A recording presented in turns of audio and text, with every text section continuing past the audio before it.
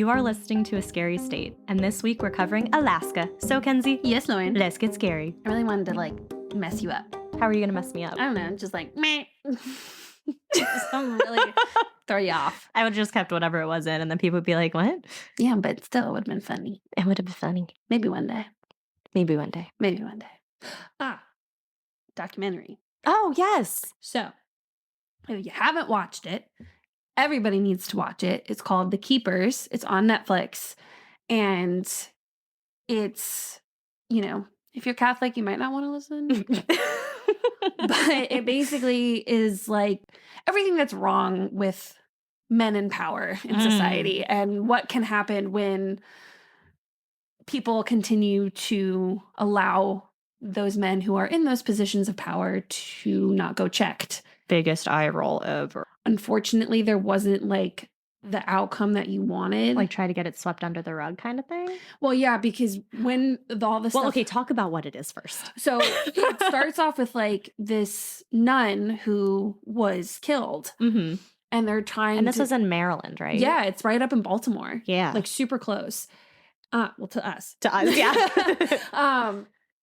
And it starts going, it's a 7-episode thing. Wow. It's really long. I didn't realize it was that long. But it starts off with talking about this nun who was killed. And, they're trying to figure out why. And it ends up unraveling this whole thing about a priest at one of the Catholic schools and very, very, very inappropriate conduct. Yeah. And it actually, there's two parts to it. Obviously everything that happened when it happened, but that didn't come out until the 90s. And when did this all happen originally? The 70s. Wow. The early 70s. Dang. And it didn't come out until 1992. And even then, the original person went by Jane Doe. She stayed anonymous. It wasn't until this documentary that she you see her face, who she is, her name. Oh my gosh, that must have been so terrifying. Oh, absolutely. And she's not the only victim either. She was just the one because there's never just one. What? No, absolutely not.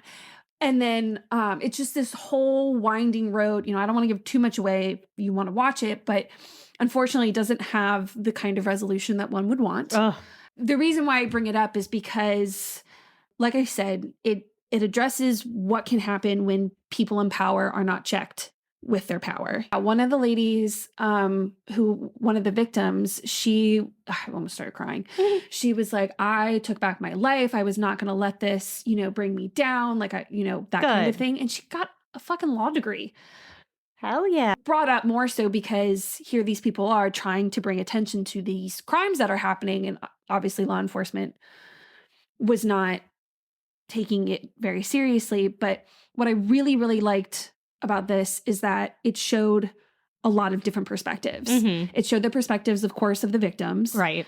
It showed also the perspective of the law enforcement that was investigating. Oh, interesting. And interviewed them. Reassuring. And this was in 2018. Oh. So I didn't look up, or haven't had a chance to look up if there's anything new since obviously it's a few years later. Right.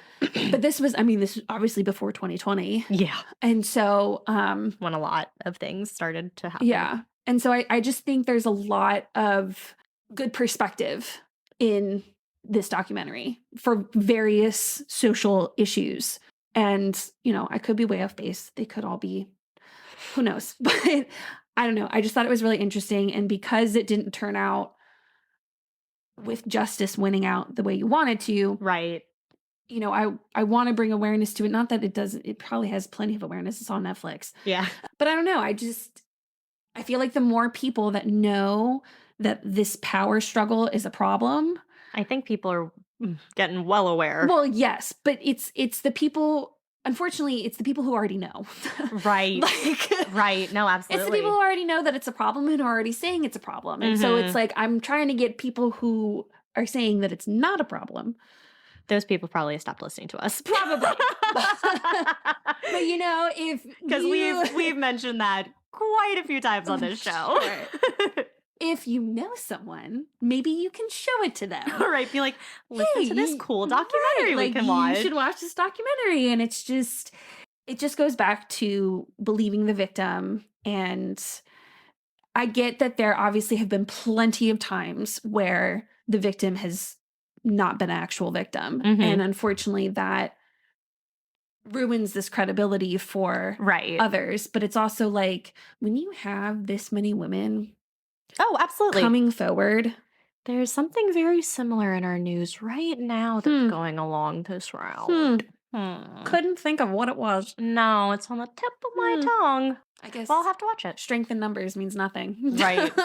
So, but yes, I highly recommend it. I was thinking about doing it for When Maryland, we get to Maryland. but it's so there's so many moving parts to it. Right. I don't think I could do it justice. Right, especially when we don't do like episodes just on one case. Right. Right. It's very, very long. And like I said, there's many, like, it's one of those things where you see the original crime and then I had no idea any of this other stuff was coming. Right, of course, of course. Because all it says in the description is about a murdered nun. And I was like, there's a whole lot more to this than just a murdered nun. Right, and it would be doing it a disservice to not include all the information. Exactly. And I didn't want to do that. So that's why I'm telling you to go watch it instead. And then tell us your thoughts. Yes, please. But yes, it's very interesting. So onto a funny story at work today. I don't know how we got on this topic, but we were talking about like words that people just can't pronounce. And so like just like what word just trips you up? Mine is miraculously. Miraculously. I really have to think one. about it because I want to say miraculously. See, now you know how I feel about corroborated. Those R's really fuck you up, man. But I told them, I was like, oh yeah, Mackenzie can't say corroborated. And then, but one of the things came from this TikTok and it's this girl trying to say due diligence. And she goes, oh my God, yes, I see. Yeah. She goes, he's out here doing his diligence. And it's so like giving his funny. That couple is hilarious. Oh my God, it's so funny. God, he was like, my what? And she just kept trying to say it and he goes, please stop, just stop. So that brought us onto that topic at work today, and it just made me think of you. And then my coworker sent me that video today because she was like talking about it. Oh my God. It's so funny. It's just so funny the words people can't say. Like miraculous. That's hard for you? Oh yeah. It was like, I think our Michigan episode, wherever I covered, what's his name? Eugene Watts. I said miraculously a couple times in the episode, and you can hear me in the episode go miraculously, like having and of course I was listening to it one day with Mom because she likes to listen to the podcast when I'm with her and it's weird, but it got to that part and she was like in hysterics because I could not pronounce this word. Yeah, everybody's got their kryptonite. Oh yeah. But yeah, now whenever you pause I just go, that's probably where she needs the word. Well, and it sucks too because it's like a word that we're gonna have to use we use a lot. Like miraculously, how often do you use that word? When someone miraculously lives. Okay, but how often does that? Well, in that Michigan episode, it happened a lot. Apparently. Yeah. I'll do miraculously for you if you do corroborated for me. We're so close. Corroborated. There you go. Corroborated. Corroborated. No. It's, what I'm learning about in my classes is that there are some, like when you're reading some words, because of the way your mouth will have to move in order to get the next part of the word, sometimes like things can come out differently. That's why like native speakers of one language have a hard time speaking another language because our mouths just don't move in that way. Right. Yeah. Corroborated is because I don't want to go R and O at the same time. Can you say career? Career. Corroborated. That is not the same thing. No, it's not. We're going to start saying this word wrong if we keep saying it. So I don't want people to be listening and be like, no, Lauren's saying it wrong too. All right, Mackenzie. You only want it to be me. Enough rambling on. Tell us about Alaska. I'd love to. So there's apparently a creature known as the Desmostylus that was found in Alaska. The bones were found in the 1950s, and the animal had the face of a walrus and could swim like a polar bear and also grew as big as a hippo. That sounds weird. Oh my God. I died laughing. I forget what was being talked about on the news show this morning, but they were like, Greece is the same size as like Alabama or something. And I was like, so what you're saying is you could take the entire country of Greece and put it in Alabama. Sorry. Side note. In talk, not to be confused with tick, but in talk, There's an amusement park known as Mukluk. One attraction here is a room full of dolls just staring at you. Sounds great. Terrifying. That reminds me of The Office, where they're talking about like the difference between R's and K's. And Dwight's like, R is the most menacing letter of the alphabet. That's why it's called murder, not mukluk. It makes me laugh. Murder! Mukluk. It's so funny. Funny. Okay. The Tongass National Forest is 16.8 million acres, making it the largest national forest. In Fairbanks, the Aurora Borealis. See, I can do that. Yeah, that was a good one. And that's got like, I don't know. Anyway. Some weird stuff in there. Yeah. It can be seen an average of 243 days a year. That's on my bucket list. Yeah. It's definitely I would on my love to bucket see list. that. Haines, Alaska has a museum dedicated to hammers. Interesting. Sounds not fun at all. Not at all. There are places in Alaska that experience 24 hours of sunlight and other places that don't experience 24 hours of darkness. Hence why I will never be moving there. No. I already get enough seasonal depression as it is. Right. You don't need it for hours and days and months. Right. So, for example, in Barrow, not stolen. Sorry.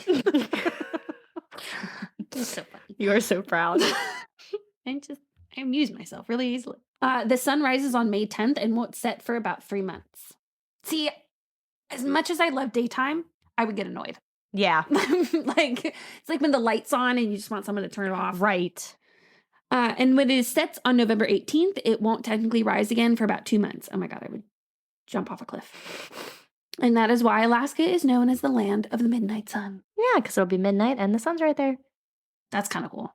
I mean, yeah, but like this is one of those things that'll be like, this would be fun to experience. right. to For like see. a little bit, like Yeah. a week maybe. Just to get like, oh, this is what it, is like. Mhm. And then that's it. Yeah. Go home.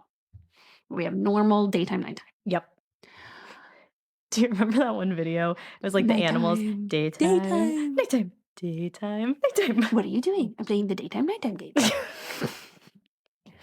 Steve. Oh, that's Dusty. Phil. Alaska has more coastline than any of the other 49 states combined. What this means is, okay, I had these thoughts as I'm typing my notes. I'm like, man, I don't think we realize how big Alaska is. It is huge. It's the biggest state, Yeah. land-wise. Yeah. It's wild.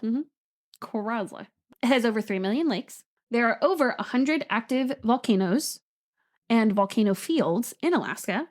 But we shouldn't worry. They have only erupted once or twice since 1990, except a different website said that the most active volcano is Mount Redoubt, which, doubt again, I guess. That has erupted more than 10 times since 1900. Yeah, so that's the most active. We shouldn't be worried. That's the takeaway here. There are about 27,000 glaciers. Okay, see, when I was writing my notes, I wrote AK, but then I got to a point where it said Arkansas, and I was like, wait, is Arkansas AK? I think it's AR. Well, then what? Oh, Arizona's AZ. Mm-hmm. Alabama's AL. That I knew. Mm. So I'm glad I was right. Anyway, Yeah. not that anyone would have seen it, but still. 1/3 of Alaska lies within the Arctic Circle. That's where like no plants or trees or anything can grow. On July 23rd, 1971, Prospect Creek recorded a low temperature of negative 80 degrees Fahrenheit, which is negative 62 degrees Celsius. And this is said to be the lowest temperature recorded in the United States. I hate it. The northernmost, easternmost, and westernmost part of the United States are all found in Alaska. It's not even attached to us. I know. This is based on longitude and latitude lines. Yeah. And whatnot. Yeah. In 1964, a 9.2 magnitude earthquake hit Alaska. It was huge. That is huge. Yes, I Doesn't the agree. Richter scale or whatever go up to only like 10? I don't know what it goes up to. I thought it was 12.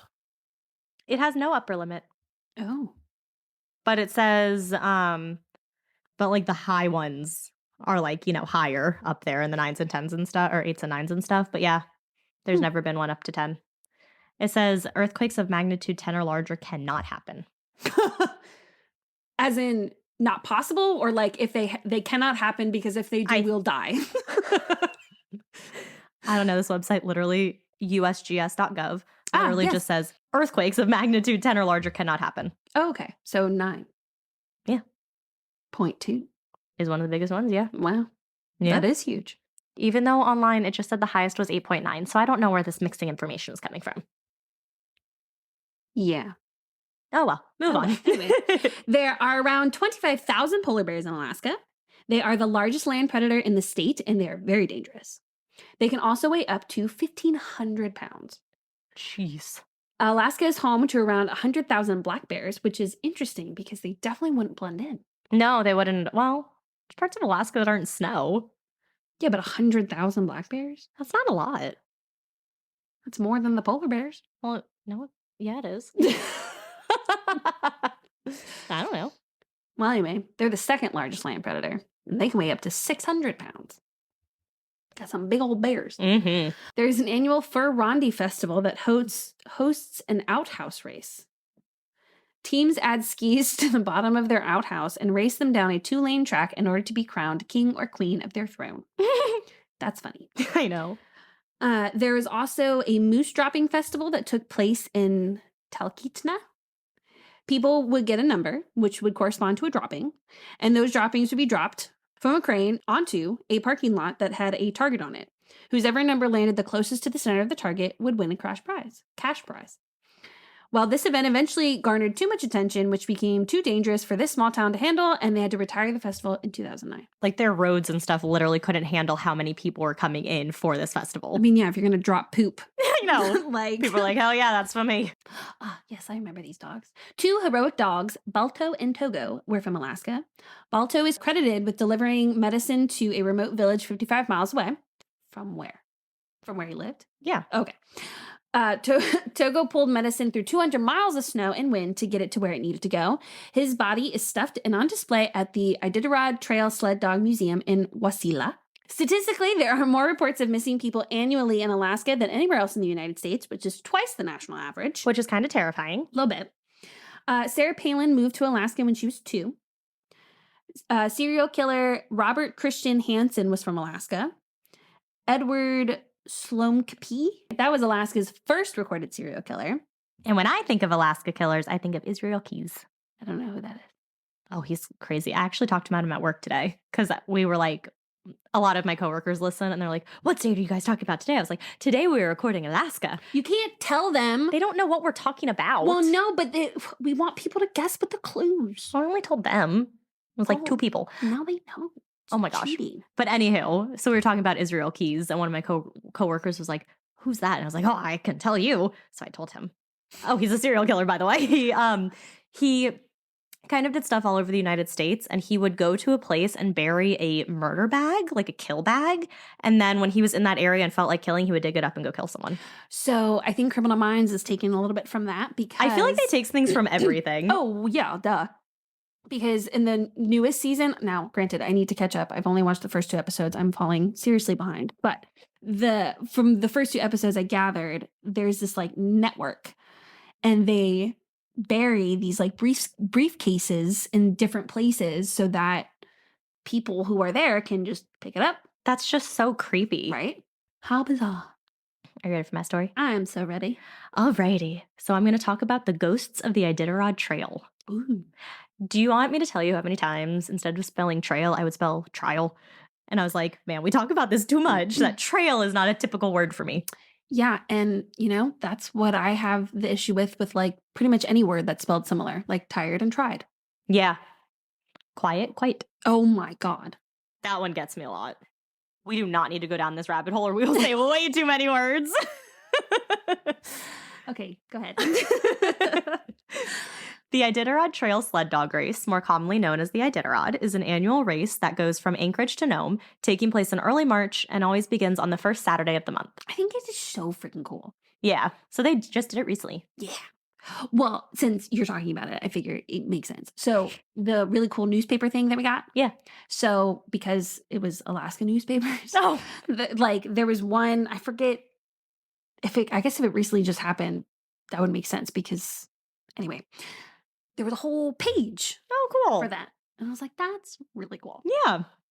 So, if you didn't know, it is a long-distance sled dog race, which ends up being over 1,000 miles through the Alaskan cold weather and harsh conditions, usually taking between 8 to 15 days to compete. Have you ever seen the movie Snow Dogs? Yeah, oh, there's a lot of movies about it. That's one of them. The fastest recorded time for completion of the race was 8 days, 14 hours, and 19 minutes. Wow.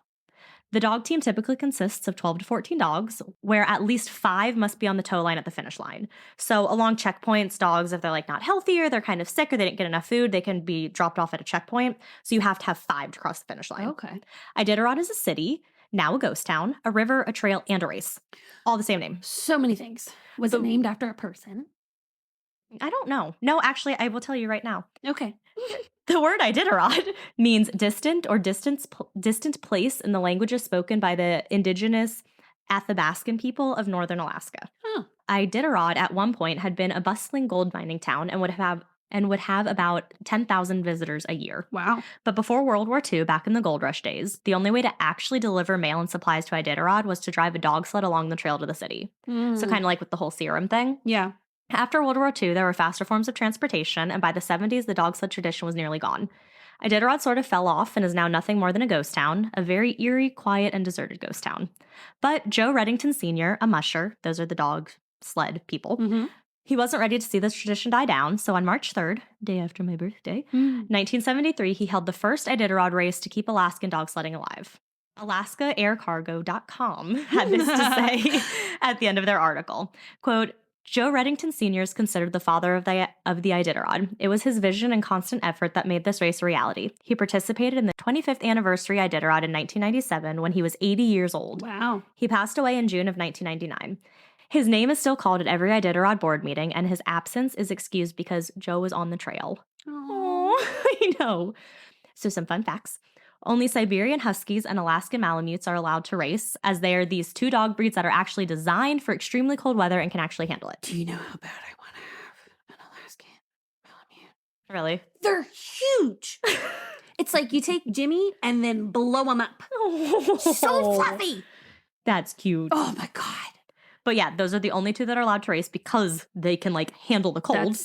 That's where they should be. Right. This came about back in the early 1990s after a man named John Sutter tried to enter the race with a team of European poodles.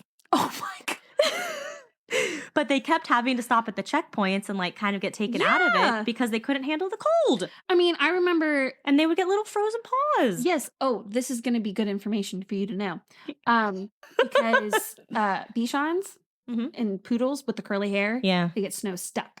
Yep, that's what it was saying. It was like their fur and stuff would get like really matted. Like I would have to bring Lucky in and like we would just I would sit on the bed and I'd be like getting all the snow out of his paws and then out of his body. Because Joe and I are going to be adopting a Bichon because a family member can no longer take care of said Bichon. So now Joe and I will be taking care of the Bichon. Yeah. But it's okay. But now, because of the dog paws and everything, the dogs are required to wear little booties. It's so cute when dogs wear like booties. Oh, and then they can't walk. Yeah, they're so like cute. all funny, or they wear like a little sweater. Oh, I love it. When I was walking Roy the other weekend, I was like, it's chilly. I wish you had a sweater. Oh, I know. I don't think you would like it. No. But we could try one day. We'll try. So in order for these dogs to actually be able to do this race and keep up their energy, they need to consume between 10,000 and 12,000 calories a day. Uh-huh. And that's like 12 to 16 dogs. Yeah. Yeah. Right. There are 26 checkpoints along the route, which alternates between a northern and southern route each year. And the dogs are fed at each checkpoint and looked over to make sure they're healthy and that it's safe for them to continue on. That's good. I like that. So they do take care of them, but like, of course, PETA, I was reading articles and I'm like, this is so animal cruelty and blah, blah, blah. And look at these people who race who have criminal backgrounds. And I'm like, calm down. Criminal background does not mean you're a bad person. Right. Let them go off. So Susan Butcher was the first woman to win the race, and she did so in 1986. She went on to win again in 87, 88, and 1990. Hell yeah. Is there like a woman and a man? No. Good for them. Yeah. I like that. Mm-hmm. Dallas Sive was the youngest person to race at only 18 years old. Wow. Whereas Colonel Norman Vaughn was the oldest at 87. Good for him. A lantern is lit at the finish line in Nome and stays lit until the last person dog crosses the finish line. In the early days of the race, this was used as a way to track those who finished and make sure that everyone returned from the trail. The person who crosses the finish line last gets the red lantern. It is a prized possession that marks the finish of the long and challenging race. Oh. All right, Mackenzie, because you're a teacher, I have a pop quiz for you. Oh, God. Okay, I'm going to give you the typical musher vocabulary, and you have to guess what each command means. All right. Hike. I'm assuming move. Yeah, let's go get moving. Haul. Stop. Turn left. Oh. Gee. Turn right. Uh-huh. On by. Stop. No. When you pass another team or telling your dog to, like, don't pay attention to that distraction over there. Easy. Slow down. Whoa. Really slow down. Stop. See, I was right. Really slow down. Very right. All right. Now, finally, on to the spooky. Okay. So I could have been perfectly content. Just hearing more Yes. Iditarod facts. I was going to go way more, and I was like, no, people here for the scary stuff. All right, so if the 1,150-mile race over mountains, through valleys, and along coasts while battling the literal freezing temperatures of Alaska isn't enough to scare you, maybe the ghosts that are said to linger along the trail will. There are a couple of spooky sections along the trail that most mushers will remember and approach with caution, but it seems all along the long trail there are encounters and spooky experiences people have had. One that's a weird word to say. One musher who raced in the 2009 race said that he was moving and passing a section of woods. He said it was late at night and standing there in the woods, he saw someone messing with a wood-burning stove. That next morning, he is recounting his tale and he was informed that there hadn't been anyone in the woods. What? But he swears up and down he'd seen someone in those woods. Another story comes from an artist named John Van Zyl. Van Zyl is an official Iditarod artist, so I guess he travels the trail and paints the things he sees. Oh, that's really cool. So he was mushing along the Yukon River at a stretch that runs between Blackburn and Kaltag. It was between 3 to 4 in the morning. He said, quote, "As I got closer to the area, I heard whisper, whisper, whisper, talking, a murmuring, and it got louder and louder and more distinct. Then went into laughter. Nothing ruckus, not ho, ho, ho, just nice laughter, like someone was having a good time." What a quote. He then said the laughter would alternate between that and applause, which would come in waves, so getting really loud and then quiet again. Oh, that's weird. He stated that he knew no one was there. He wasn't dreaming. He knew he was fully awake. Because he's a painter, when he returned home, he somehow painted a picture of his experience. Mm-hmm. After that picture was painted, Van Zyl received a call from a priest who he didn't know, who told him that he too had been on the Yukon at one time and knew of the spot that Van Zyl was talking about. After hearing this tale, he decided to do some research on the area he had been going through. He found out that there had been a massacre in the area, and in that massacre, some missionaries had been killed. Oh. About that, he said, quote, "I think those are the people. They are watching a bunch of crazy dog mushers. They give me a little round of applause. I think it was neat. The priest told me, you're not the first person who's heard these people." So he views it in this really oh, look at these people cheering me on. Dee Dee Jonro is a big name in the Iditarod world. So a little about her. She has raced in 36 Iditarods. Wow. Finished in the top 10 16 times. Has finished 11 Mount Marathons. Not sure what that is, but marathon. She's a cancer survivor, an Iron Woman, and a reporter for KTUU Channel 2 News. Damn, so she's a badass bitch. Badass. She also had an experience while riding along the Yukon River. She said that she saw silos for farming along the coast. She described that the mind likes to play tricks on you during some of these legs, and knowing this trail, she knew there were no silos along the road, let alone roads to even begin with. Yeah. So she knew, her mind was playing a trick on her, which was kind of creepy to think about. Yeah. One section of the trail goes between Iditarod and Shagiluk, and is often described as God bless you. So that stretch is often described as being very eerie. The area experienced a forest fire a few years ago, and parts just haven't grown back, giving it a more eerie feel. Yeah. There is absolutely no human habitation anywhere along the route, no cabins, no mines, literally nothing. Don Bowers, an author and musher who tragically was killed in a plane crash in 2000. Isn't there a Eddie Bauer Yeah. relation? Well, this guy name is Bowers. Oh, I thought you said Bowers. No, Bowers. Sorry. Maybe Bowers. Bowers. So spelled completely different. Oh, yeah. Because Bowers, Bauer. Or Bowers. Bowers. Well, Bow and Bow are spelled the same way. Yep. We're going to go with Bowers. We'll just say Bowers. So yeah, he said that there's a good stretch of the run, this area is a good stretch of the run to have another driver next to you, more so for the company than anything else. That's just how eerie it feels.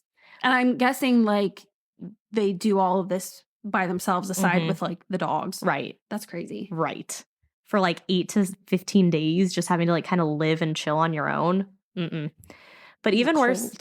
Oh, yeah. Although you do have a bunch of dogs. Oh, do you know the saying like a 2-dog night? Yeah. Do you know what that's like from? Yeah. How many dogs you need to stay warm at night? Yeah. Yeah, that's so cool. The band 3-Dog Night. Oh. Yeah. So this would be a 15-dog night. Yes.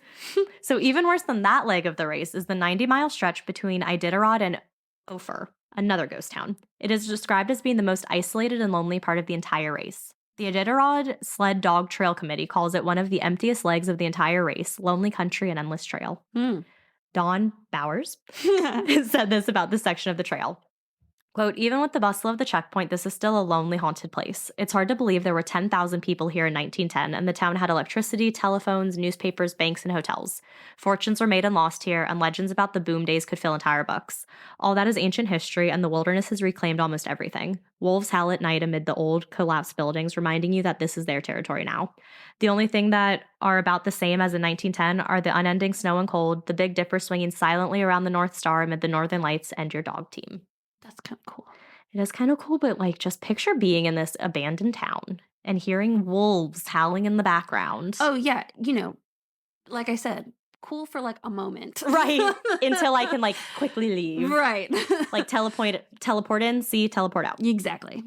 So Dee Dee Johnroe, naturally, had an experience during one of her races along this stretch. She was approaching one of the 36 checkpoints along the route in the abandoned mining town of Iditarod. She said as she was approaching the town, she was certain that there were other teams there at the same time. She said there were old teams wrapped in blankets and wolfskins. She could smell the smoke, see and hear their fires. She said that there were the noises of fire pokers, slamming doors, and people carrying around the gold weights and scales like they were back in the old town. Mm-hmm. She said, quote, they weren't happy to see me. They would just give you looks like they were hoarding this stuff. You wanted to get away from there. That's weird. And that is what she did. She continued on past them.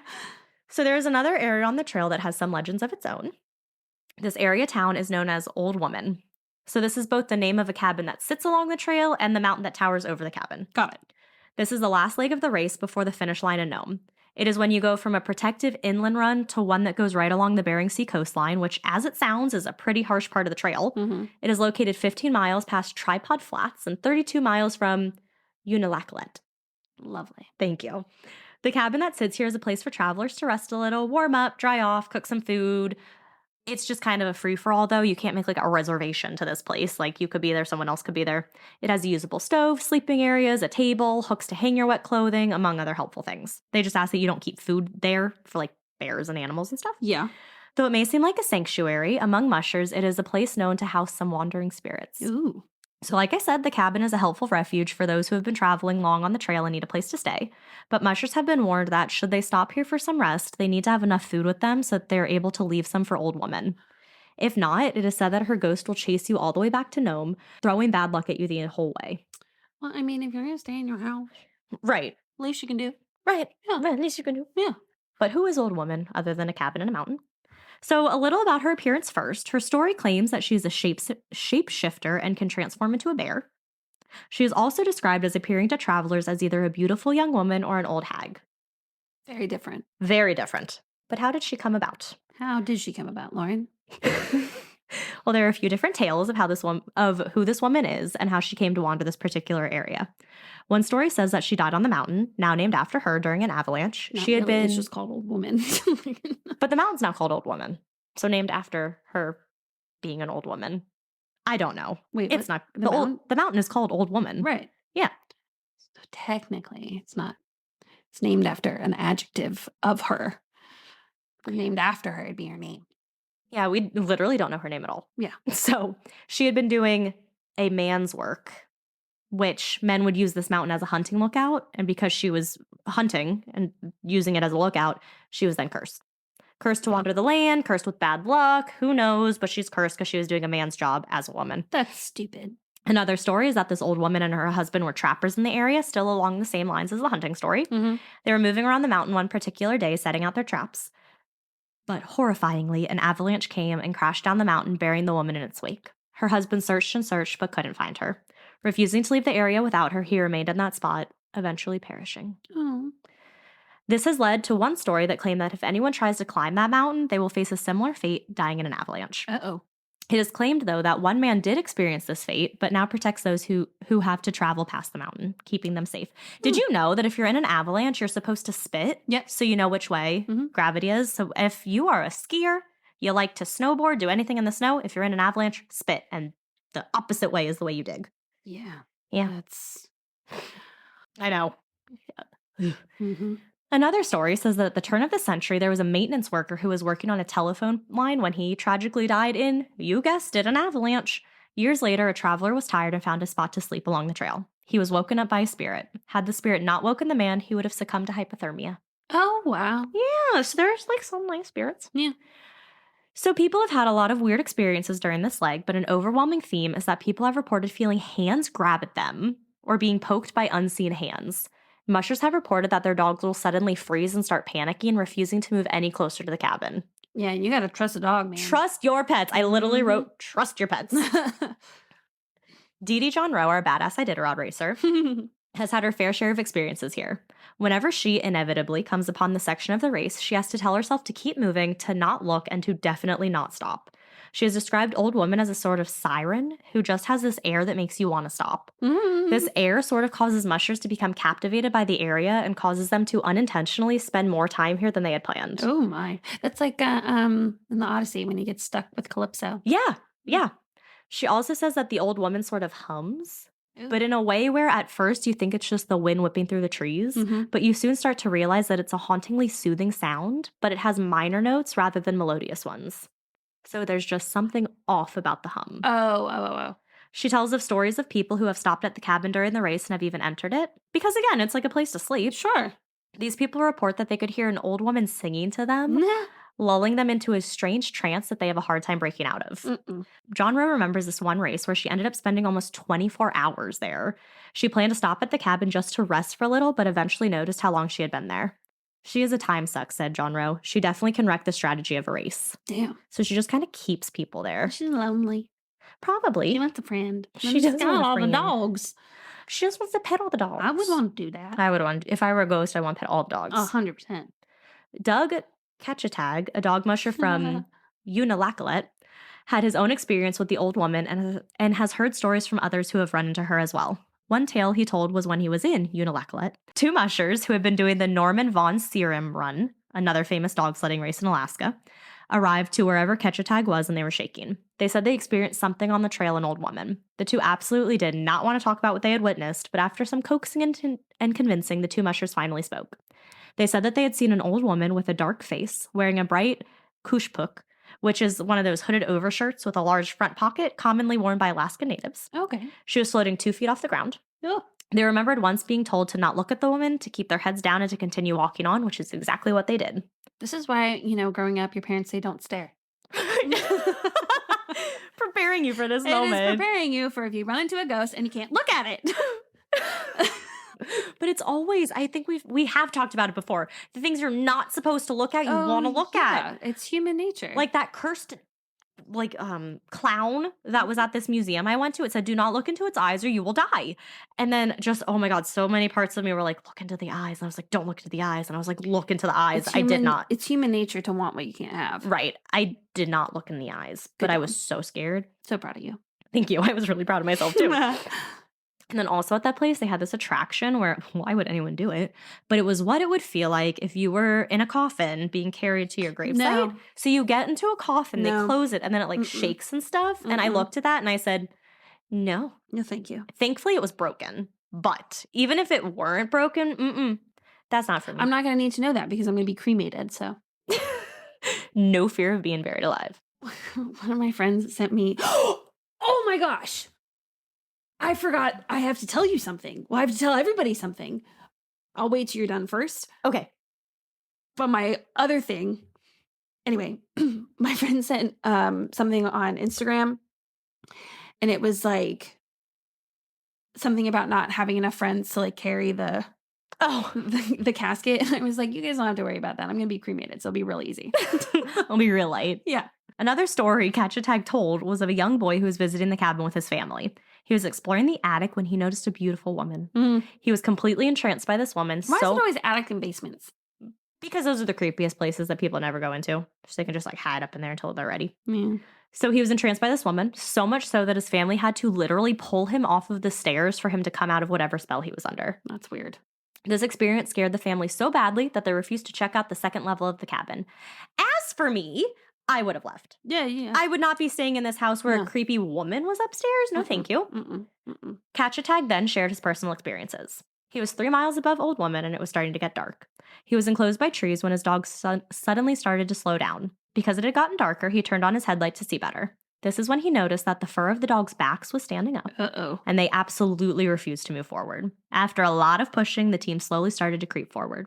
Suddenly, a figure appeared as it jumped towards Catch-a-Tag. It grabbed his shoulders, so he shouted, "Get out of here. I'm just running a race. I'm not bothering you." In a flash, it disappeared. No. That's how I always like think of like if someone tries to like rob me or like wants to try to steal my identity to get my bank accounts or whatever. And I'm like, they're going to see how much money I have in there and they're going to be like, you need this more than I do. Right. Like, oh, I'm sorry. Let me give you $100. Right. I have your account information. Right. I'm like, look, I also have no money. So really, you're not Neither gonna, of us are helping either one in this. yeah, you're not going to really get anything from me. Sorry. I thought, I didn't know where that story was going. And I was like, do you wish you could disappear? No. Just, being robbed. Right. Someone grabbing your shoulders. Right. He's like, I'm just racing. Right. Not bothering Please you. leave me alone. Leave me alone. He had yet another experience when he and another man were at the Old Woman cabin. A nail came loose from the window and hit the wood right behind where he and another man had been sitting. Again, he had to tell whoever or whatever was in the room that it needed to leave. Be gone. Be gone with you. You're supposed to do that if there's like something in your house that you don't want. You're supposed to like tell it it's not allowed there. I know, it's scary. Then we have Lance Mackey, a 3-time Iditarod champ. He wrote a book called The Lance Mackey Story, where he shared stories about the race and the different things he's experienced during it. One story he shared was about when he was traveling next to the Yukon River, which seems to be a very popular, scary place. He wrote, quote, "It's common to squint your eyes when you're tired, and I've seen things on the ice, like a drift log that looks like a boat, light tracers, or ice that looks like an animal. This time, I saw a woman ahead of me. She was sitting beside the trail and not really doing anything except staring at me. The closer I got, the more real she was, and when I passed, she smiled. But when I turned around to wave goodbye, she was gone. I feel I was really awake and had no doubt she was there. It was such a strange experience that it rattled me." But not everyone was rattled by this location, with many people describing it as their favorite part of the whole race. Oh, shit. It was described as being peaceful and quiet, but in a good way. In 2006, Susan Butcher, the one who we talked about earlier, the 4-time Iditarod champion, sadly died of leukemia. Her ashes were scattered at her favorite place on the trail, Old Woman. Aw. She used to love the area. It is thought that Susan is watching over this area as mushers race their way to Nome, making sure that all are safe along the way. I like that. And those are the ghosts of the Iditarod Trail. Oh, they sound kind Yeah. of nice. Some of them. Little creepy. No, I wouldn't want a ghost to like, take me No. or be mean to me No. or like give me bad luck as No, I'm no. doing this Iditarod thing. No. And Iditarod is the really hardest thing to spell. Idaititrod. Iditarod. Oh, I did Debrod. I mean, yeah. Ghost of the Iditarod Trail. But yeah, so that's Alaska. Wow. Well, not all of Alaska. Yeah. So what's the like thing you have to tell me? So, a girl I work with, she has a family friend who knew one of the victims of the Colonial Parkway murders. What? She, so you know how there's that one couple that they've never found? Right. So she was with the girl that night when she was on that like date, like, and they were at that party. She was with her, saw her, like, she'll be like, I wish I had offered to take you home. And Oh my God. And wait, Yeah. so what's the relationship? so it's a girl I work with. I think it's like a family friend. Was knows- at the party. Was at the party and was like best friends Wow. with the girl who went missing. Oh my gosh. Yeah. Oh, that's wild. How did you not tell me this before? Because I found out about it a couple days ago. Oh, Yeah. I just wanted to remember because she told me about it this week. does she listen to the podcast? Yeah, that's why she told me about it. Right. Well, because I was going to say, what a weird coincidence. Right. No. Well, she's also from like that area. Like that's where she grew up. And so she was telling me about it and she was like sending me, Facebook posts and things like that. And I was like, can I talk about this on a podcast? And she said yes. Oh, good. So obviously that's why I'm talking about it. Right. But I remembered when I was telling you about when my other friend had sent that I needed to tell you about that friend that had sent. So I didn't put it as a reminder in my phone. which I normally do when I want to remember to tell you something on the podcast. Right. And so that's why I forgot until then. Wow. So, yeah. Wow. So how old is she then, the family friend? Like older. Like I'm sure she's friends with like her mom. Oh, okay. Okay. Yeah. Well, because I'm trying to like remember when all of that stuff took place. 80s. Oh, okay. Okay. Okay. 1980s, I think. If I remember correctly. Wow. Yeah. That's terrifying. And she like, every year on the anniversary, she'll like post about her. Oh. Yeah. Wow. So it's crazy. That is crazy. Because that's there's that one couple that still's never. Right. Never been And they found. don't know where they are. Nope. No, nothing. Wow. Found the car. Not that. Jeez. Yeah. So. Welcome back, Mackenzie. They don't know we left. I know, but now they are.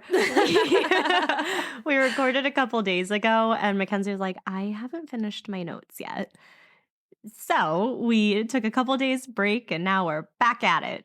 So for everyone listening, it's just going to sound like a normal episode. Yeah, but it's really been a couple of days, and I might sound a lot peppier at the start of this episode than I do now because I am hungover. Yeah, we were supposed to record Friday. We usually record Thursdays. We were supposed to record Friday. I was busy. So I was like, oh, Mackenzie, how about Sunday? And she's like, yeah, that's fine. And then she died Saturday night. So yeah. this is where we are. She walked into my house wearing sunglasses. McDonald's. But my story's finished. And it's a good one. I can't wait. Worth the wait. What is your story? So I really felt like a true detective. Amazing. Because I pretty much got majority of my information literally from the newspaper. That's amazing. And wrote it all down and then typed it all up. Which I don't know why you don't have like it on one side of the screen and then your notes on the other side. Because the way that like I had to zoom in and move it around, it was just annoying. It wasn't like a document. Right. All right. So without further ado. Today, I bring you the story of Thomas Richard Bunday. Not Bundy, like Ted Bundy, but Bunday. D-A-Y. No relation. Richard Bunday. Have a good Sunday, Bunday. Pretty much. Was known as the North Pole Killer. Not because his crimes related at all to Christmas, but because of the location where the crimes took place. Bunday killed 5 young women between 1979 and 1981 between Fairbanks County and the city of North Pole, which is just south of Fairbanks. The city of North Pole is about 1,700 miles south of the actual North Pole. All the streets have holiday names, and the stores sell Christmas trinkets all year long. Wait, I love that. They even have a store called Santa Claus House, which contains the world's largest fiberglass Santa statue. Wow. Yeah. How cute. Right? And that's like in Alaska? Yeah. Huh. In the city of North Pole. Yeah. Yeah. Wild. Mm-hmm. So Richard Bunday, I'm not going to be able to say his name without laughing. Right. Bunday. Bunday. It's just, you got to make sure, you hear the Bunday and not Bundy. Right. Anyway, he was born on September 28th, 1948 in Nashville, Tennessee. He was the youngest of two children, and his older brother, Ralph, was 15 years older than Bundy. Wow. And he later became a high school physics teacher in Rockville, Maryland. Wow. Very close. So his parents didn't have the most loving of relationships, and relatives even thought that his father wasn't a very good dude. Mm-hmm. Bunday's brother shared with the Daily News Miner that their family wasn't big on showing emotion. He said, quote, "We were conditioned not to express feelings." His brother described him as being closed off and wouldn't share if he was going through a hard time. Aww. A high school friend of Bunday's... Hey. I see the uncertainty in your face each time you say it. Uh-huh. Said he was a practical joker whose antics could quickly become sadistic. Oh. He would sneak up on people and would pinch their chests so hard that it left bruises.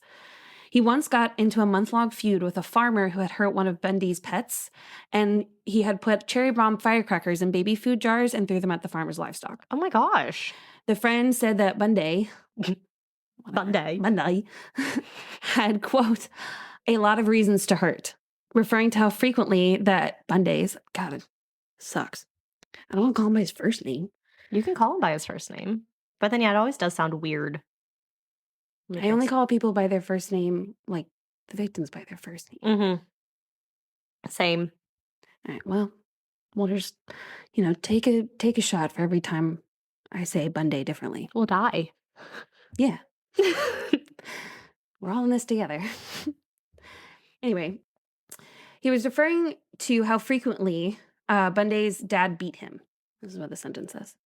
The day before his dad died, Bunday got a bad beating from his dad. No, makes sense. He got a bad beating and then his dad died.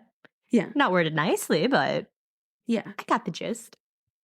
Anyway, his dad beat him really badly, and it was the day before he died.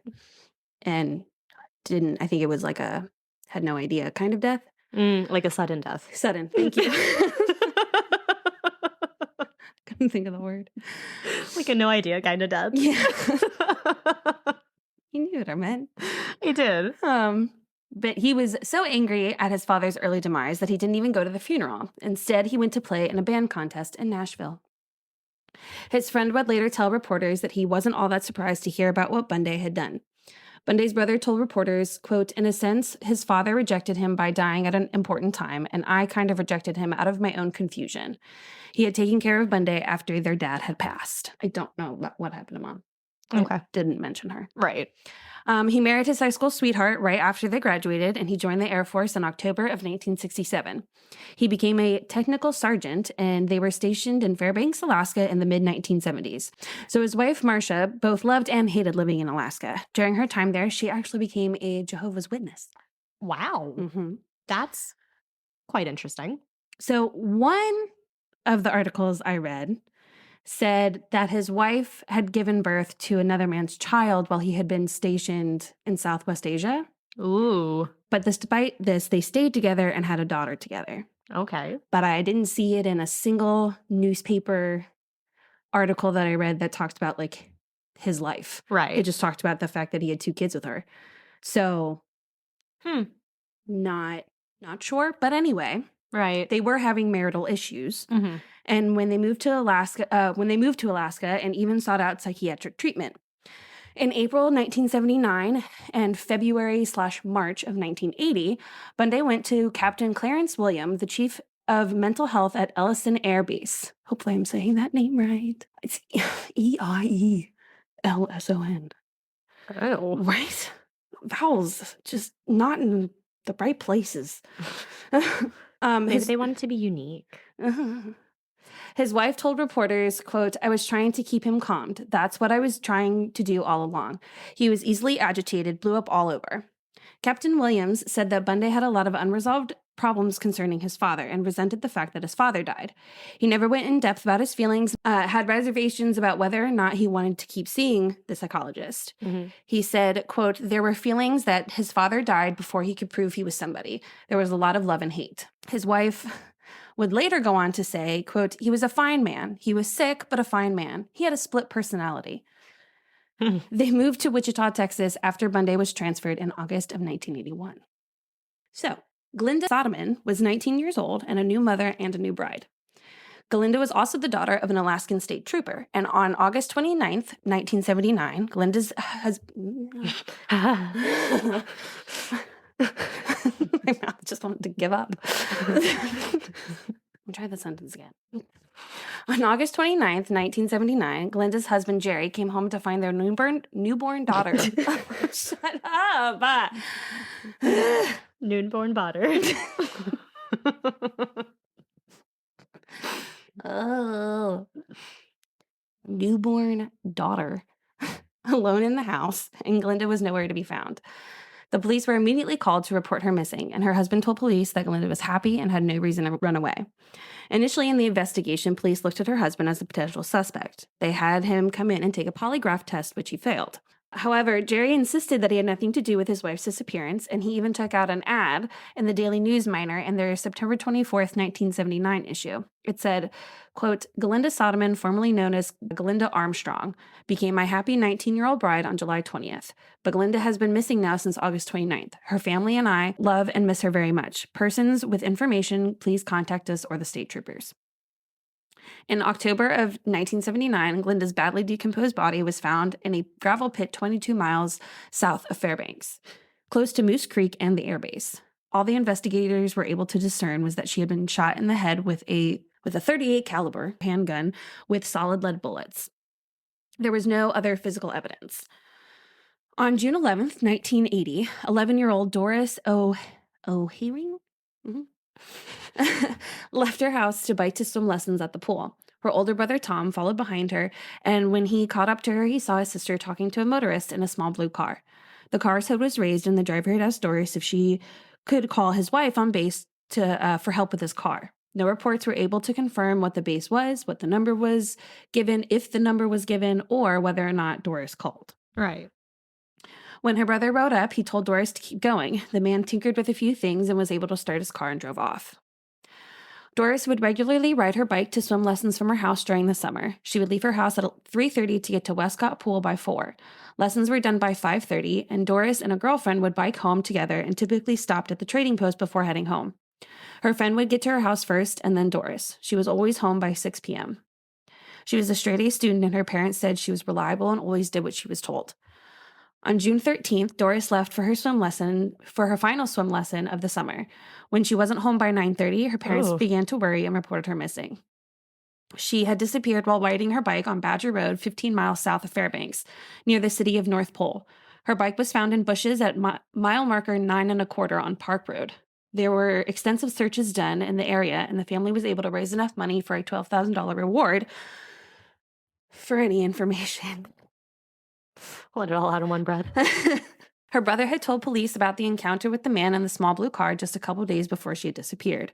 He gave police a description of the man and his vehicle, and based on what he was wearing and the way his hair was styled, police believed that he was in the Air Force. On the July 16th, 1980 issue of the Daily News Miner, police took out a personal message to Doris's abductor, and it said, quote, "The pressure will continue to increase as long as you remain silent as to Doris O'Haring's whereabouts. Communicate her whereabouts to someone. Call my 24-hour record a call number and leave a message. No phone trace is guaranteed. A family is waiting for some word on a loved one. Think about it.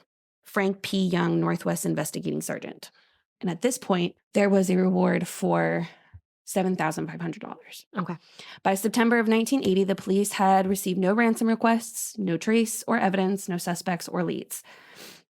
There was one report from a witness who saw a small blue car speed out in front of him on the day Doris went missing between 4:45 and 6 p.m. He did not get a good look at the man, but said he could tell he had a mustache. The Air Force gave the police a list of over 500 license plates that matched the vehicle's description. Thomas Richard Bunday was one of the names on that list. Also, side note, there's a couple of those right here. I don't doubt that. At this point, police had not connected Doris's disappearance and Galinda's murder. Mm-hmm. Because why would they? Right. And taking the fact that they didn't have Doris yet. And okay. Yeah. So police had given Galinda's husband a second polygraph that came back inconclusive. They brought in an expert who told them that Jerry had an irregular heartbeat. So his results would always come back failed or inconclusive. Oh. So then he was like not a suspect anymore. Right. How convenient for that. Right. Which he didn't do it, so it was fine. Right. On January 31st, 1981, police received a missing persons report for 21-year-old Marlene Peters. So I've heard that name before. Marlene Peters. Mm-hmm. Yeah. So I was misspelling her name because when I was first reading these newspaper reports, it was nighttime. And I thought it was Maureen. No L. And so when I was trying to find her, I couldn't find her. I was like, damn, there is nothing on her. Like, that's crazy. And then I realized I was spelling her name wrong. And I was like, well, that's why. Well, there it is. No, because there's another reason why there wasn't as much information on her versus all the other women. Okay. So Marlene was born on March 3rd, 1960, and was a Native American. I think this is a tribe. The way that they phrased it is that she was Native American and she was part of the Tanananan Yukon Koyuk tribe. Okay. I think I've heard the Tanananan before. Yeah. I think we maybe mentioned that in the last Alaska episode in the state facts or something. Yeah. From the photos too, she has long dark hair, a darker complexion. And so, but it didn't outright say, yes, she's Native American. Right. But even when I Googled her name, going out of the newspapers, I really still didn't find a lot on her. Mm-hmm. But she was, police believed that her disappearance was like foul play was involved. Mm-hmm. She disappeared possibly between Fairbanks and Anchorage and was most likely picked up while hitchhiking to see her father, who was sick with cancer. Oh. Police were still unaware of any connections between the cases at this time, and that was until Wendy Wilson. Wendy was 16 years old and reported missing on March 5th, 1981. She had left a note for her parents saying that she was going to visit a friend by Moose Creek, which was about 2 miles from the Air Force Base. Her father was a sergeant in the Air Force at Elson Air Base, and Wendy went to Ben Elson High School. So it's a dude. Okay. Her friend said she left to walk to her boyfriend's on Newby Road around 5 p.m. His place would have been about 8 miles towards town. On March 8th, 1980, Wendy's body was discovered by a person traveling on Johnson Road off of Richardson Highway. Johnson Road leads to Pump Station 8, which is 8 miles in the opposite direction. She was found at mile marker 1.7, around 30 feet from the road. Reports said that she looked as if she had been sleeping. The autopsy determined that she had been strangled and shot in the head sometime between 6 and 9 p.m. on March 5th. Police found no weapon, sign of a struggle, or a sexual motive. On March 10th, 1981, Daily News Miner reported that anyone who saw Wendy on the day she disappeared or any other information about the light-colored pickup that she was last seen in getting into near Moose Creek to call them. Right. On May 14th, 1981, the body of Marlene Peters was found near Johnson Road, 2 miles away from where Wendy had been found. Mm-hmm. And then 2 days after that, the police received a missing persons report for a 19-year-old Lori King, who was last seen getting to a truck with an unknown man. So what that means is, for those of you not keeping track, Wendy disappeared after Marlene. Okay. They found her body, Wendy's, 3 days after she disappeared. Mm-hmm. They found Marlene's body 5 months after she disappeared. Wow. After Wendy. Right. 2 miles from where Wendy was. Mm-hmm. Did you look? Right. Like, Right. Like, what? I don't know. Anyway. And we did read that interesting fact about Alaska where they had the most missing people. And then Nora covered a case about a Native American woman who disappeared. You know, they just... Like, it's the stark contrast in information and, like, all of the victims, except for Marlene, had some sort of, whether it was from a family member, whether it was from the police themselves, like something in the newspaper asking people for information. Mm-hmm. You know, of course, there were the articles that just talked about the case in general, but I always could find something like that, but not for her. Yeah. The only time her name was brought up was in all the other articles where it was talking about Other people as well. Yeah, and what happened. Yeah. So, another side note. So, there was an ad in the newspaper for March 24th, 1981, and Doris's family had accepted donations for the reward, but they were no longer offering the reward. Okay.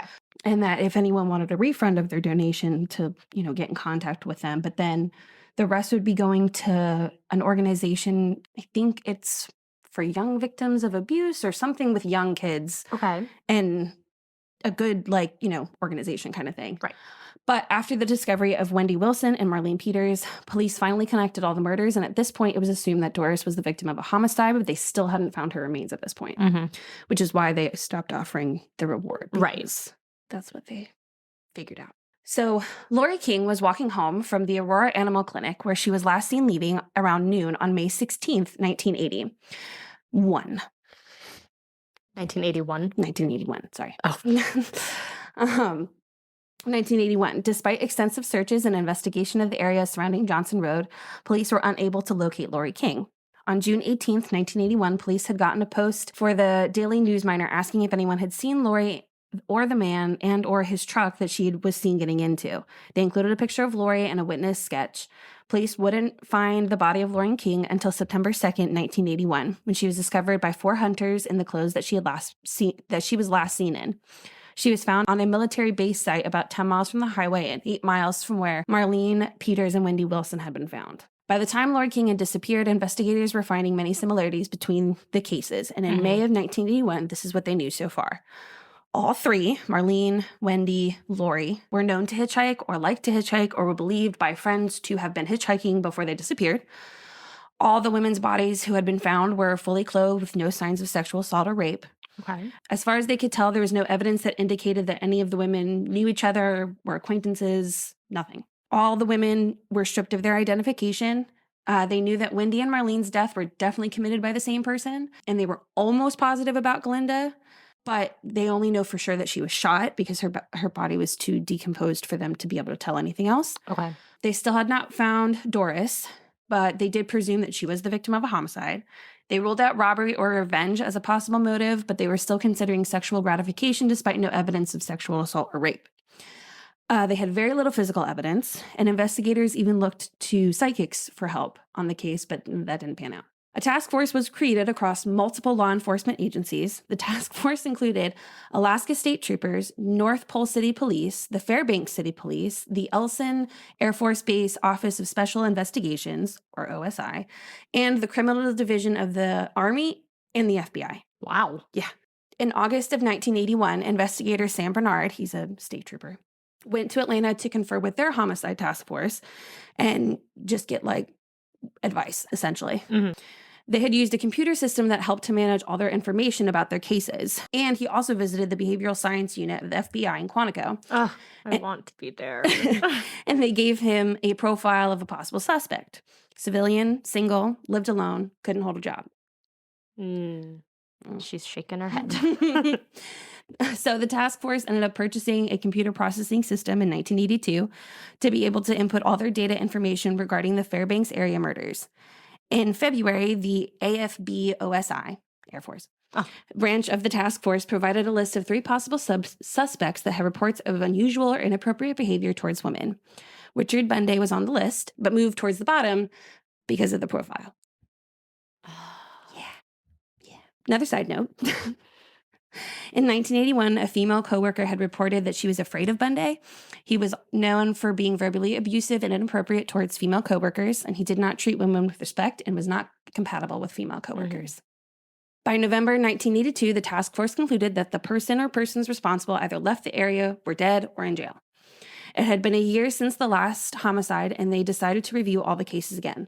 This time, they also ran out-of-state cases that had a similar MO to the Fairbanks murders, along with anyone who recently died, was in jail, or moved after May 16, 1981. They also included the list of suspects from the Air Force, along with anyone who had transferred after Lori's disappearance in May. This helped task force narrow down their focus of their investigation to one person, Thomas Richard Bunday. So now we're here. Comes full circle. So, checks off all the boxes. Bunday transferred from Fairbanks to Wichita, Texas on September 9th, 1981. This was 7 days after Lori King's body was discovered. As part of their systematic review, the task force discovered that a murder that had occurred in Wichita Falls that involved a female motorist who was in distress, and the case had a lot of parallels to the Fairbanks murders, and the body had been discovered near the Air Force Base. Bunday moved to Texas right after the last Fairbanks murder and right before the Wichita murder. When investigators interviewed friends, family, and neighbors, they all described Bunday as a loner, and some even thought he resembled the police sketch. Doris's brother and the witness who saw the car identified Bunday's photo as the person that they saw/encountered. Right.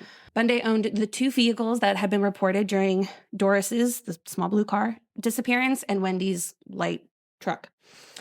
He had a lot of guns. He owned a gun that was the same caliber gun as used in Glinda's murder. He also owned shotguns, which was what was used for the other ones. Bunday worked and frequented the area where the girls had been found. Wendy had been seen 1 block away from his house.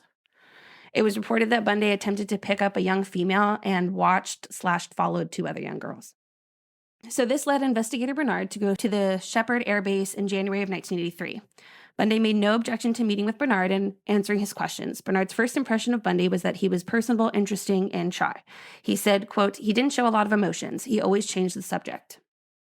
So that didn't pan out. He was also the only suspect who said no to a polygraph hair in his photo taken. So didn't work out. He goes back to Alaska. 2 other investigators from the task force went to Texas March. Jim McCain and Christopher Stockard. Their first impression of Bunday was that he was definitely hiding something. Bernard told reporters, quote, he never denied he was the killer. He didn't admit it, but he didn't deny it. They described Bunday's interviews as cooperative, but wouldn't give any details. On March 7th, 1983, after 3 days of waiting, Texas state troopers secured a federal and state search warrant and began surveilling Bunday on March 10th, 1983. Like I said, he was cooperating, always willing to talk to the state troopers at their hotel. So on March 11th, Bunday was with them for 2 hours. Again, didn't deny the murders, but he kept his answers short, and by the end, he was close to tears, and investigators felt that they were getting close to a confession. The next day, he arrived at the hotel only to leave a note with investigators giving them a weak denial of the crimes. Mm-hmm. One report believed that this was Bunday's way of trying to gain control of the investigation. Okay. On March 13th, 1983, the search warrant for Bunday's car and house came through. They found guns that matched the ones used on Wendy Wilson and Lori King. They also found the packaging for the gun used in Glenda Soderman's murder, and then along with other physical evidence that they sent to the FBI lab for analysis. On March 14th, 1983, at 8 a.m., Bunday confessed to the investigators in their hotel room that he had committed all 5 of the murders, but he denied involvement in any of the other ones, meaning the one in Texas. Mm-hmm. On August 29th, 1979, he picked up Glenda Soderman along the road that she lived on and strangled her and shot her with a handgun. Oh my God. On June 13th, 1980, he picked up Doris O'Haring on her way home from swim practice. Bunday at first didn't say how he killed Doris, but he did tell investigators where they could find her on the base. Later, I found another article that shared what he did say. Mm-hmm. And he did tell them that he had strangled her, but he didn't shoot her. Okay. Marlene Peters. So January 31st, 1981, he picked up Marlene Peters downtown and again shot and strangled with a 20-gauge shotgun. On March 5th, 1981, picked up Wendy Wilson near her house on Moose Creek and shot and strangled her with a 22-gauge shotgun. May 16th, 1981, he picked up Lori King on his way to playing racquetball and shot and strangled her with a 20-gauge shotgun. Yeah, let me do this real quick. I'll make it in time for racquetball. Totally cool. Sorry I'm late, guys. Like, the fuck. So Bunday asked to leave once he realized that he was being recorded. And yeah, I know. I'm sorry. I know. The Alaska State Troopers did not have any jurisdiction to arrest Bunday in Texas, but Texas State Troopers couldn't arrest him without probable cause of a crime committed in Texas, not Alaska. That's so stupid. Yeah. So, but he did tell investigators that he'd come back. Yeah, okay. We'll take your word for it. Mm-hmm. But Bernard believed Bunday because, like, with everything, even having not committed the other murders, because some believe that, like, he was denying it because he didn't want to face the death penalty in Texas. Mm-hmm. Oh, yeah.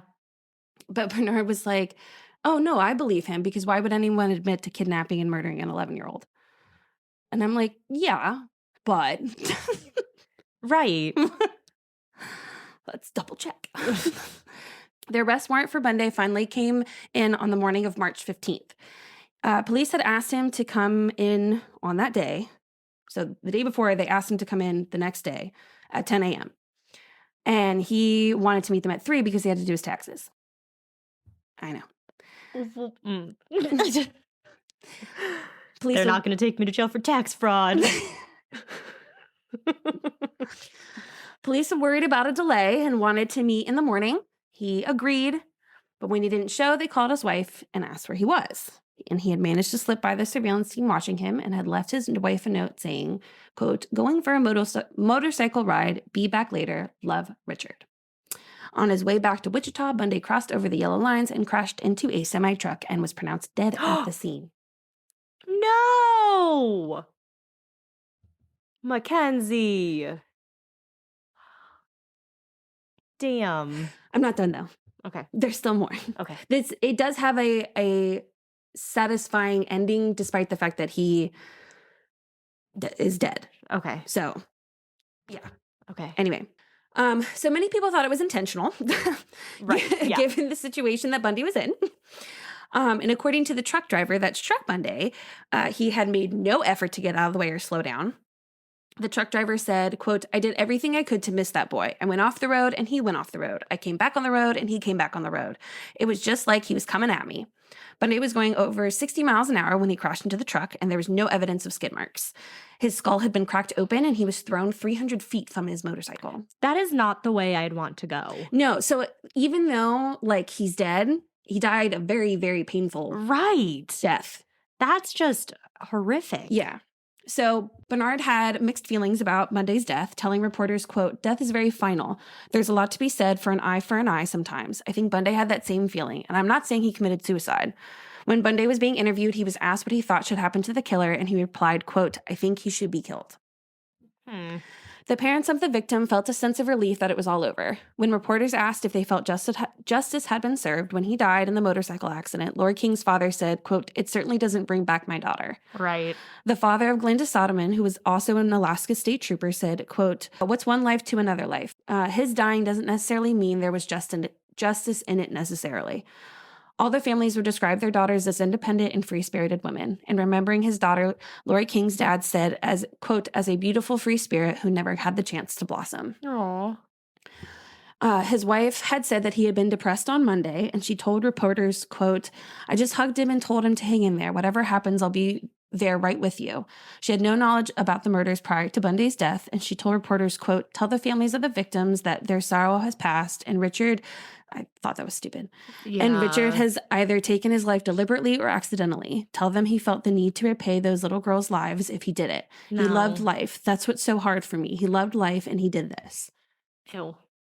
His death was ruled an accident. But when Bunday's wife tried to collect the $25,000 life insurance, there was a hung jury about whether or not he committed suicide or if it was really an accident. So, because with suicides, you don't get the life insurance. but but it was ruled an accident. It wasn't even ruled a suicide. Right. But obviously nobody thought that. Right. Except for that person. So, still a few things to be like, oh. Just when he thought I was finished. Oh, man. So, despite the fact that the murderer died, the investigation wasn't officially closed until February of 1984. Mm-hmm. He died March 1983.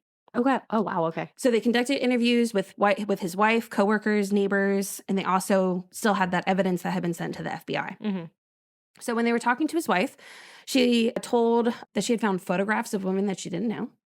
Some of them had clothes on, some did not. There was also a woman in a bathtub. And when she asked him about the photos and who the women were, he said, quote, "Those are the girls I'm in the process of helping." She didn't pursue it any further and threw the photographs away. If my husband said that, we'd have a lot more questions. So after they had moved to Texas, she found a small gold watch, and she told police that she got very angry and threw it away. Wendy Wilson had been missing a gold watch when she was found. Ooh. So when she was asked about Bunday going to see Captain Clarence Williams, the guy for the mental health clinic, she told reporters, quote, "He's the one who murdered his wife with a shotgun in the face. Williams had hired someone to kill his wife so he could get her $60,000 life insurance policy, and the killer used a 20-gauge shotgun. Both the killer and Williams are now serving 99 years for the murder." That's the guy who was his therapist.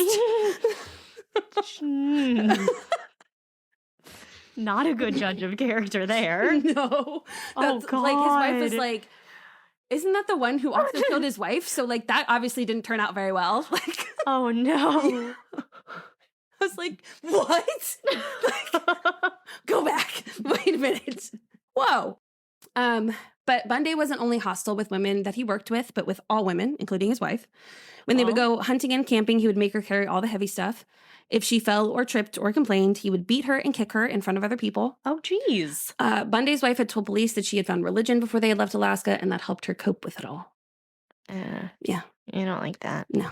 When the lab results finally came in, they found that the composition of bullets found in Bunday's home was the same used in the killing of Wendy and Lori.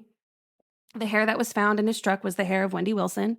In early February, the coroner's jury determined that the women were murdered by Bunday, all by strangulation and a gunshot wound. They also determined Doris to be legally dead, even though they still had not found her body at this point. Because how long had it been at that point? 4 years. Okay. Yeah. But he had told them where to find her. Yeah. But so did they not go there to find her? they did. Oh, They went there, but they couldn't find her. interesting. Yeah. They had to wait until, like, when I was first reading about it, they were like, yeah, and they're going to go do that at what, like, it said, like, breakup or something. And I was like, what the fuck is that? Why are you waiting? Like, it there. And then another one was like, oh, waiting till spring. I'm like, oh, right. March in Alaska is Right, because fucking, the like, ground is frozen. I'm like, oh, yeah, March in Alaska, I guess, is pretty freaking chilly. Pretty cold. Pretty So cold. that makes a little bit more sense. But by that point, it had been 4 years, and he, like, he drove her onto the base and then behind the base. Which is also like, how did you get her on the base? Apparently, one newspaper I read said that he just literally had her in the front seat and, like, went through the gate. Yeah. Good security there. Yeah. So, but yeah, so Wow. he technically, even though it wasn't like an official, trial, he was convicted Mm-hmm. of their murder, like all 5 of them. Right. So when the snow had melted and winter had passed, there was an extensive search for Doris's body with over 300 volunteers. Partial remains of Doris O'Haring were finally found in August of 1986, Oh. when Doris would have been graduating high school. Oh. In 1988, her high school changed the name of their auditorium to be named after her. And her mom, who was a teacher at the school, told reporters, quote, "I'm torn. It seems so unusual a choice, but an honor. It makes us realize again the warmth of the community. I'm not sure how to say thank you." Oh. So many people believe that had the investigators been given a more accurate profile, they would have found Bunday sooner. Right, because then you're just excluding everyone who doesn't fit the profile, and if the profile is wrong. Right. And when they asked him why he did it, he said he didn't know. He had troubles with girls in Alaska is what he said. Okay. And so, of course, they're trying to psychologically figure out why. And, some were saying, oh, he was doing it to because, in his mind, he was murdering someone over and over. And so he would strangle them and he would only shoot them so that he couldn't see their face. Because I guess most of the time it was their face that was shot. Okay. But Bernard was like, no. He strangled them, wanted to make sure they were dead, and shot them. Yeah. And I was like, probably. He's probably not that deep of an intellectual person. Right. Yes, he was very angry. He had obviously a lot of anger, didn't like women, but anything would have just been speculation as to why he chose to do what he did. Yeah. So 4 years after the murders began, police finally found their man and their case was closed. And that is the icky story of an icky person. Jeez. Thomas Richard Bunday. If we hadn't gotten that newspaper thing, I would not nearly have this much information. Was there just not a lot of him online? No. And I was shocked, too. That is shocking because his name, I've heard the name before. Because you ask me sometimes, oh, do you know this case? And I'll be too many things. Thank you. But I'll be like, yeah, I've heard of it, but I don't know enough information about it, Right. Yeah. And once I was able to get access to those newspapers, I was like, there's so much more. Shitty guy. Story was worth the wait, though, right? It was. Okay. It was good. It was good. Thank you. It was a nice long episode. Everything was solved. Which is good. We do like things being solved. And like I said, the way that he died was hella painful. Ooh, yeah. And he still was technically in the eyes of the law, he is responsible for their murders. Right. Good. So, which I feel like is a good thing for the families too. It's like that closure. Yeah. I mean, we can only imagine that. Oh, for sure. But I can assume and I would hope that it gives them the closure they have been looking for.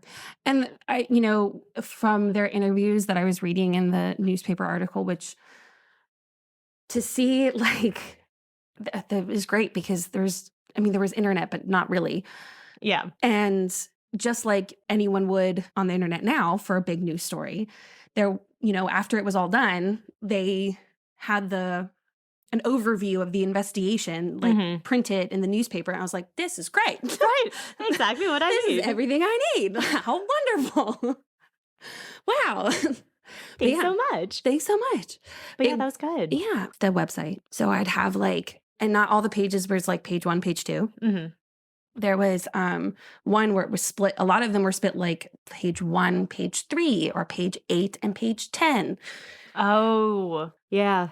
So one of them, though, had something about the Iditarod. Oh, yeah. You mentioned that. Yeah, because it was in March. The newspaper article was in March. And the Iditarod's the first Saturday of March. So the page 2, that's what it was all about. So that's why I had to skip and go to page 3. Oh, cool. Yeah, it was kind of cool. Comes full circle. It does come full circle. Yeah. So, yeah. Wow. Yeah. Well, nicely done. Thank you. Nicely done for our 3-day wait. Yeah. Hey, at least I made it worth it. You Could did. Imagine if I came in and just how would you have felt if I ended it on, yeah, he's dead. And that was it. That was the end of the story. Yeah, I'd be kind of upset. Because we like our closure. I know. That's why I gave it to you. Thank you. I would not leave you hanging. Thank you. After all your unsolved murders. I know. The least I could do was throw you guys a bone. Really. So, I'll be back though. Don't you worry. Well, thank you for listening. Yes. Rate and review us on all the things. Mhm. Follow us on everything. Tell all your friends about us. We have exciting things coming. Oh, yes, we do have really exciting things coming. Hopefully So- within the next month, we'll have... Keep your eye out. Yeah, keep your eye open. All right, well, stay scary. Stay safe.